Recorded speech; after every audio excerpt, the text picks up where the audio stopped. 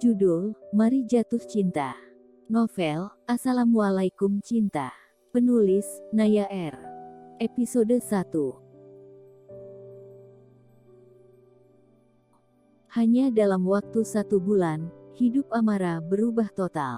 Dari seorang gadis cantik dengan segudang prestasi di kampus dan digilai oleh para kaum adam, tiba-tiba kini ia menjadi istri seorang garin masjid. Segala upaya dan tipu muslihat telah dilakukan Amara untuk menggagalkan pernikahan yang hanya direncanakan dan diurus dalam waktu 1 bulan itu.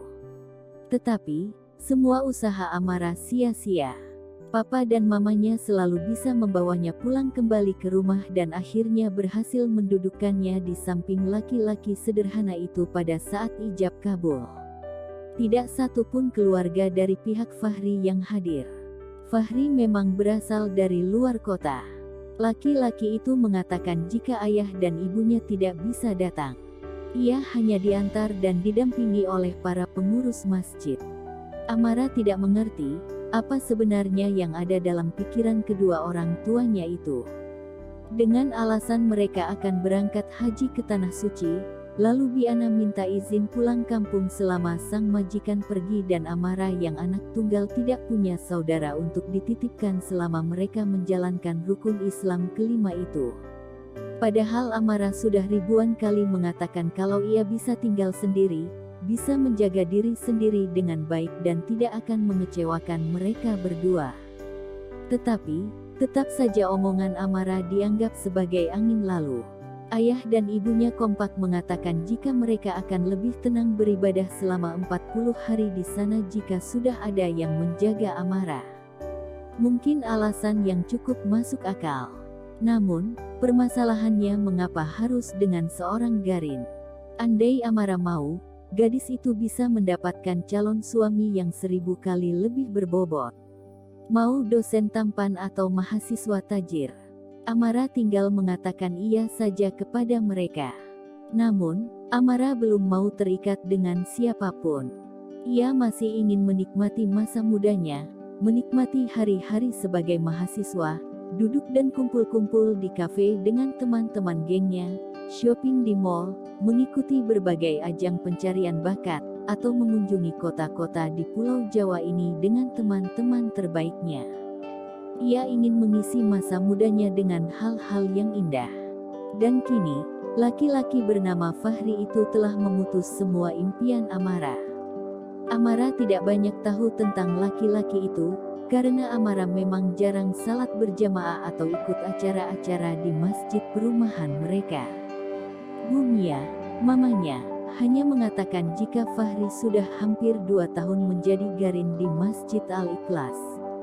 Selain menjadi garin, laki-laki itu juga sedang menjalani S2 di salah satu universitas di kota ini. Amara baru tahu, jika garin masjid ada juga yang berpendidikan S2. Karena tidak lama lagi Fahri akan segera diwisuda, Masjid Al-Ikhlas pun mencari garin pengganti untuk Fahri. Masih menurut sang mama, meski seorang garin, tetapi banyak gadis-gadis di perumahan yang menyukai laki-laki itu. Sudah beberapa orang juga yang meminta dia menjadi menantu. Tetapi, belum ada satupun yang diterimanya. Lalu, mengapa ketika papanya meminta dia menikahi Amara, laki-laki itu langsung bersedia? Padahal mereka sangat jarang bertemu. Amara benar-benar merasa aneh. Kini, mereka hanya tinggal berdua di rumah. Rumah besar itu mendadak terasa begitu lengang. Selain merasa sedih, mengingat ia harus berpisah sekian lama dengan kedua orang tuanya, hati Amara juga merasa kesal membayangkan akan hidup berdua di rumah sebesar ini dengan laki-laki yang telah berstatus sebagai suaminya itu. Mas, aku mau bicara. Amara langsung menahan langkah Fahri begitu mereka sampai di ruang keluarga. Ya, silakan. Fahri menjawab santai seraya mengambil tempat duduk di hadapan Amara. Untuk beberapa saat tampak Amara terdiam. Ia sepertinya sedang menimbang-nimbang sesuatu. Mengapa Mas mau menikahi aku?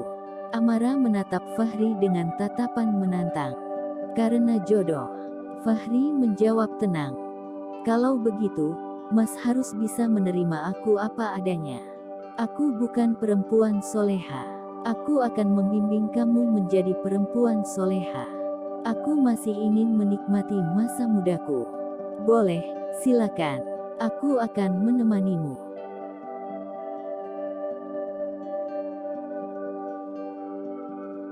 Tetapi aku tidak mau teman-teman aku tahu kalau kita sudah menikah.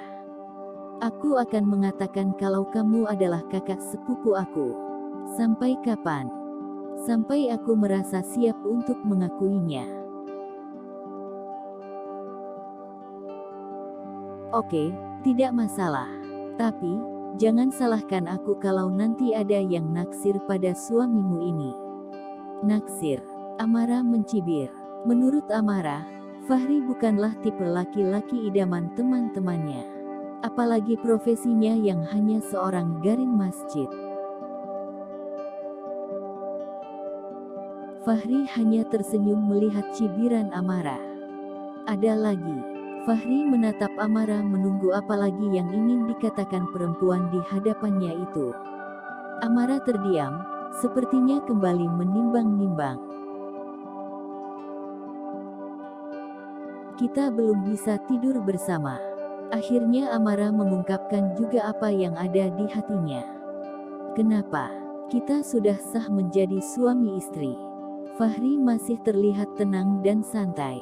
Wajah Amara langsung memerah mendengar ucapan Fahri. Aku belum ingin hamil. Selain karena aku masih ingin kuliah, juga karena teman-teman di kampus belum ada yang tahu jika aku telah menikah. Apa kata mereka nanti jika tiba-tiba aku hamil? Kali ini suara Amara terdengar pelan. Ia menunduk, tidak berani menatap laki-laki di hadapannya itu. Aku bisa menahan diri agar kamu tidak sampai hamil. Fahri menatap Amara dengan senyum di ujung bibirnya. Amara mengangkat wajahnya yang kembali terasa panas. Pokoknya aku belum siap, Amara berkata dengan tegas. Baiklah. Tidak masalah.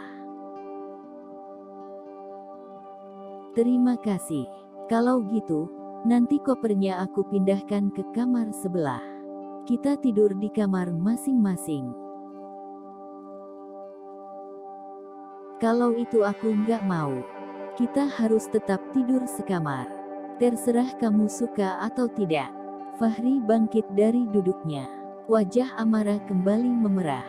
Tetapi, kali ini bukan karena perasaan malu, melainkan karena marah. Ternyata sulit juga menaklukkan laki-laki sederhana ini. Sebentar lagi zuhur, aku ke masjid dulu. Fahri pamit pada Amara.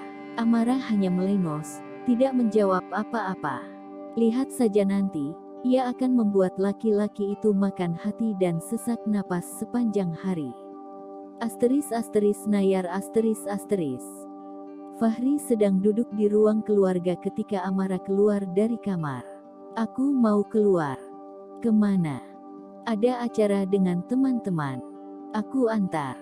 Tidak usah, aku bisa sendiri. Amara bergegas menuju pintu depan. Fahri bangkit dan mengambil kunci mobil di meja televisi. Pak Aryo, papanya Amara memang telah menitipkan kunci mobil kepada Fahri dan mempersilakan Fahri memakainya kapanpun ia butuh. Mereka sama-sama sampai di teras. Ayo. Fahri meraih tangan Amara dan membawanya menuju mobil yang terparkir di depan garasi. Aku dijemput. Amara berusaha melepaskan tangannya. Aku antar atau tidak pergi sama sekali.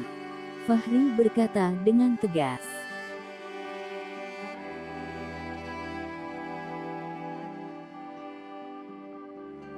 Kalau aku tidak mau. Ini telepon sendiri Pak Aryo. Fahri mengulurkan ponselnya. Amara menghentakkan kakinya dengan kesal. Tidak baik seperti itu pada suami. Dosa. Dari awal aku kan sudah bilang kalau aku bukan perempuan soleha, yang bisa menurut apa kata suami. Mengapa masih mau menikahi aku? Amara masuk ke dalam mobil dengan wajah cemberut.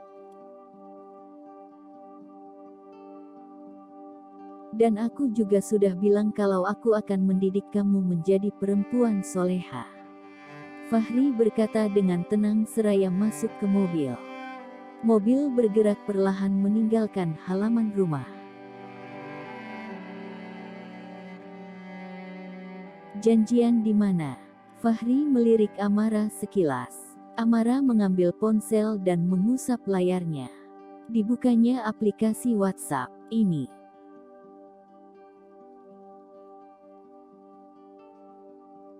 Fahri mengambil ponsel Amara dengan tangan kiri lalu melihat alamat yang tertera di pesan WhatsApp tersebut masih dengan menjalankan mobil. Tahu memang.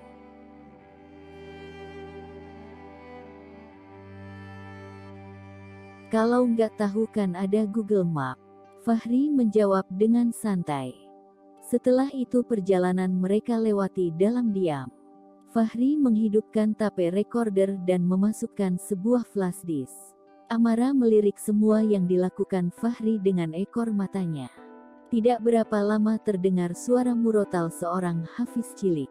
Gak ada lagu lain apa? Amara bergumam. Fahri menoleh. Mendengarkan bacaan ayat-ayat Al-Quran itu, selain memperoleh pahala, juga bagus untuk jiwa dan kesehatan. Bisa juga untuk mengusir jin yang bersarang di tubuh kita. Ya, Tuhan, udah serasa gaul ama kakek-kakek bau tanah gua. Amara berucap dengan amat pelan. Nah, kalimat seperti itu terucap karena di dalam tubuh masih ada setan atau jin yang bersemayam. Maksud lo? Mata Amara membulat sempurna pada Fahri. Ya, Tuhan, sepertinya akan cukup sulit untuk mengusir mereka.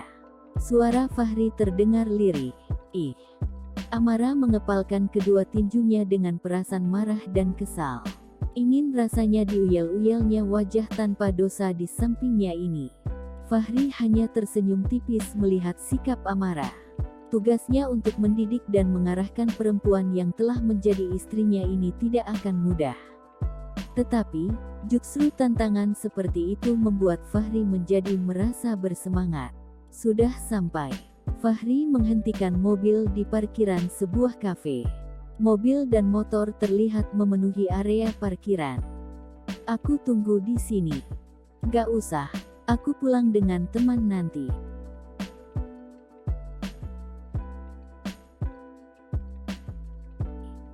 Tetapi, sepertinya Fahri tidak menerima penolakan Amara.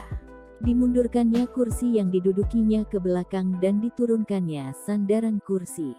Tanpa mengatakan apa-apa lagi laki-laki itu membaringkan tubuhnya dengan santai.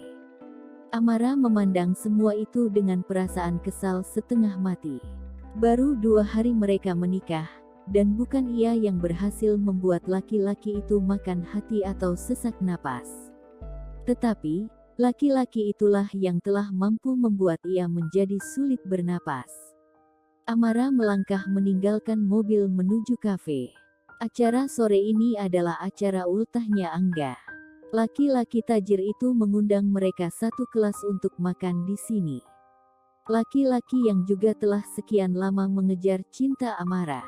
Meski Amara tidak pernah menerima cintanya, tetapi laki-laki itu tidak pernah menyerah.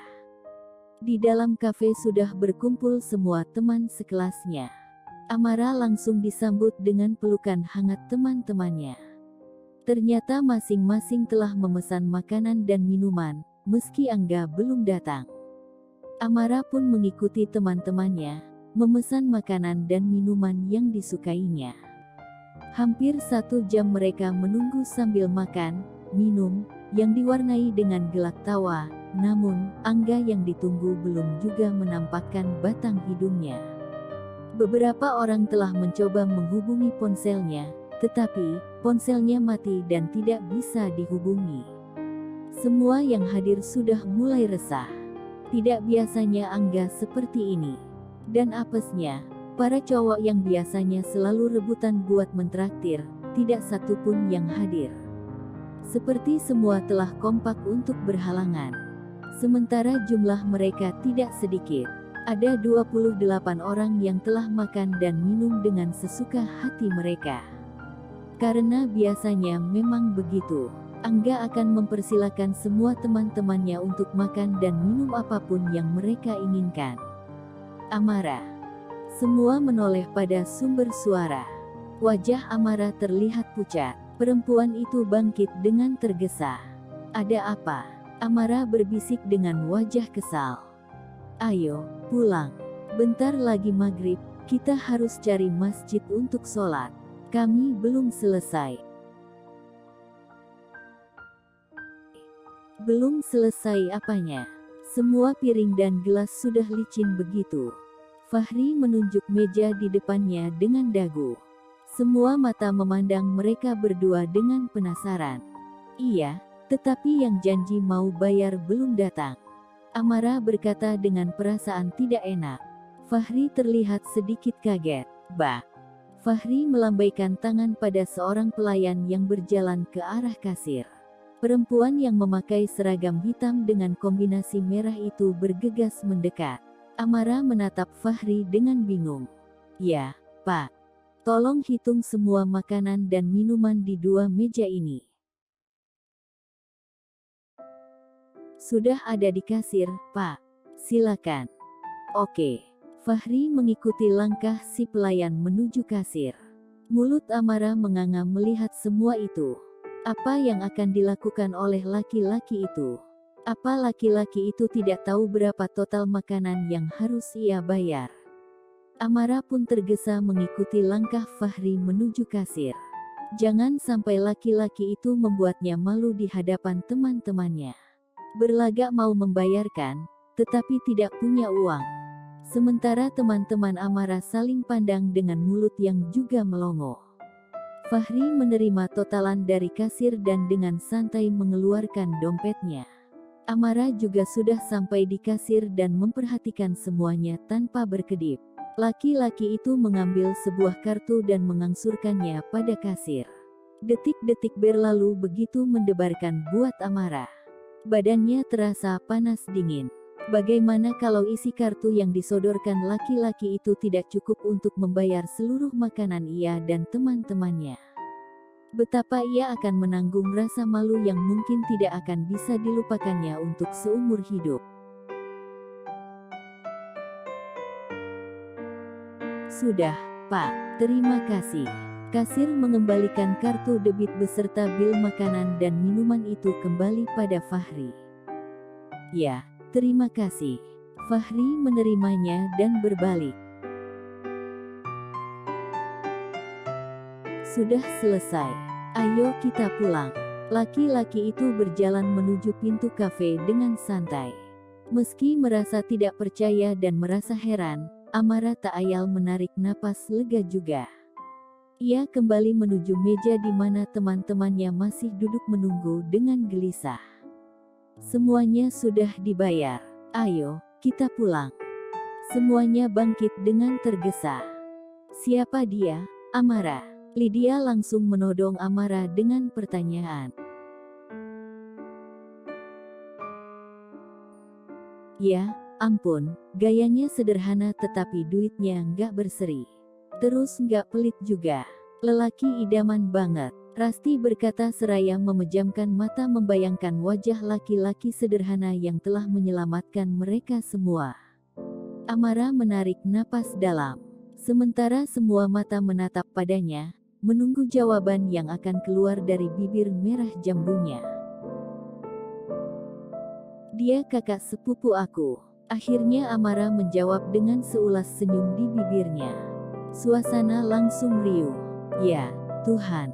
Kenapa kamu gak bilang-bilang punya sepupu tampan begitu? Wajahnya itu, bersih dan bercahaya. Airin berucap dengan pipi merona merah.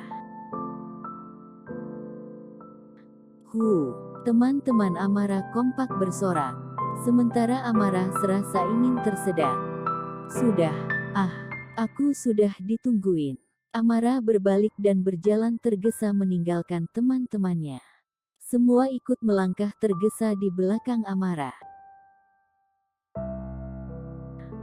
Kami mau bilang makasih sama kakak sepupu kamu, Amara. Rasti, Vega, Lydia dan Airin telah berada di samping Amara. Amara menoleh dengan kaget, tidak menyangka teman-temannya akan seagresif ini. Sementara teman-temannya yang lain telah menuju kendaraan masing-masing. Umumnya mereka mengendarai sepeda motor. Amara membuka pintu depan. Keempat temannya telah langsung mengambil tempat di samping pintu yang terbuka. Mas, makasih, ya, traktirannya. Vega mengedipkan mata dengan genit. Fahri menoleh dan tersenyum. Oh, iya, sama-sama. Laki-laki itu mencoba untuk bersikap ramah. Kami boleh ikut di sini nggak, Mas? Kami nggak bawa kendaraan. Kali ini Airin yang bicara dengan suara memelas. Fahri menoleh pada Amara, tetapi perempuan itu terlihat tak acuh. Boleh, tapi saya dan Amara mau mampir sholat maghrib dulu, nggak apa-apa.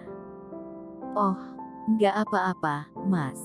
Kami juga niatnya tadi mau salat maghrib dulu baru pulang. Lydia tersenyum dengan manis. Mata Amara membulat sempurna. Sejak kapan gadis yang suka memakai jeans belel ini rajin salat dan mau ke masjid? Baik, silakan naik. Makasih, ya, Mas. Keempatnya kompak mengucapkan terima kasih. Amara hanya mengangkat bahu melihat sikap norak teman-temannya. Sementara Fahri tersenyum tipis. Pastilah perempuan yang telah sah menjadi istrinya itu mengatakan jika Fahri adalah sepupunya seperti yang diutarakannya kemarin. Bersambung dulu ya, sahabat Arif Yohamar. Jangan lupa, like, komen dan subscribe channel ini. Matur nuwun, terima kasih, thank you. Gumawo.